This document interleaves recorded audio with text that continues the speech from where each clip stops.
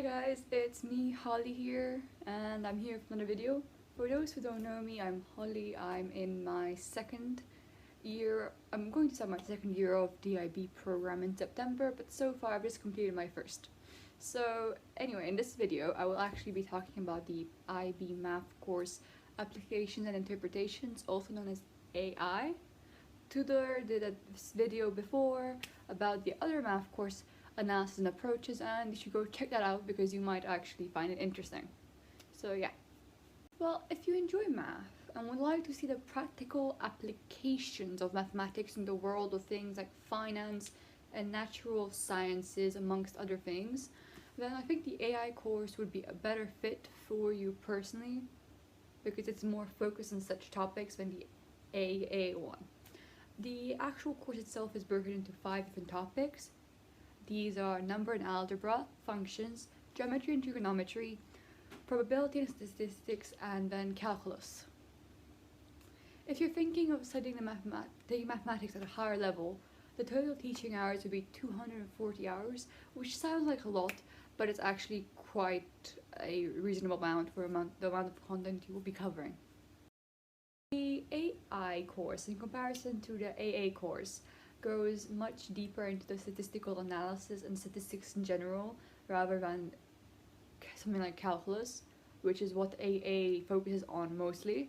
So if you don't want or necessarily like calculus, and would prefer to do more in-depth statistical analysis instead, then I think you'd be better suited for the AI course because it would be something they would concentrate on more and put more of an emphasis on rather than calculus. They still do calculus for both courses, but just that in AA you would go much further with it. Another thing, let me talk about the papers themselves and how they're structured. So if you're taking Math AI, or you're thinking of taking it at a standard level, you'll have to take 2 papers, paper 1 and paper 2. This also applies for higher level. Paper 1 consists of a paper with short answer questions based on the content in the syllabus.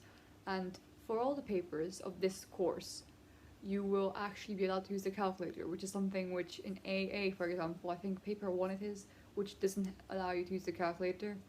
So I think you would have to be able to be more confident without a calculator to actually go to AA. And then we have the fact that the AAI course heavily relies on the graphic calculator because you're expected to be able to work through like the exam papers very quickly and efficiently with like all your knowledge of the calculator and all of its different functions. Paper 2 is similar to paper 1, and that is an extended response paper, meaning that the questions you would have would be longer than those in paper 1 with more sub questions like question 1 A, B, C, D, E instead of like just A, B, C. And here is like all this information just simply put.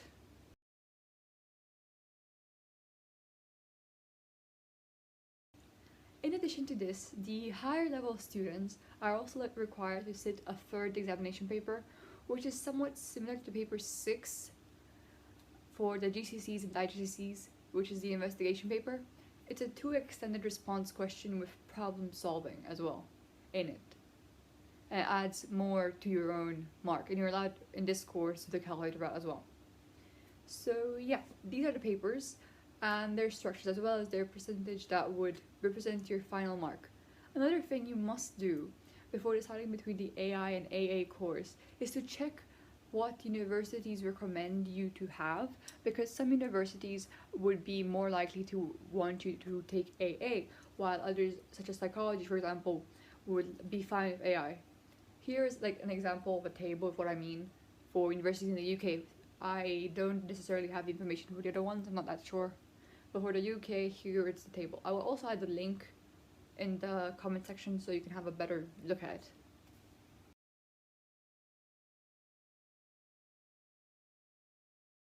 So yeah, this was the video basically, just to let you know how everything is structured roughly, the papers, how many marks it all is, just a bit of also like on which universities would like what. I will add in the comment section below a link to get a better view of the photo I just showed you. And yeah, if you have any sort of questions whatsoever, please feel free to just comment and I will get back to you with whatever you need. So yes, the AI content just differs a bit from that of AA because they won't focus as much as on calculus. The AI course isn't something this course isn't something I would label as impossible, but it actually needs like a lot of time in a lot of consistent work and effort to consolidate your knowledge of it. But otherwise, it should be fine, especially if you actually like mathematics. It would be quite, I think, a nice experience. So yeah, thank you guys, and I'll see you later. Bye guys!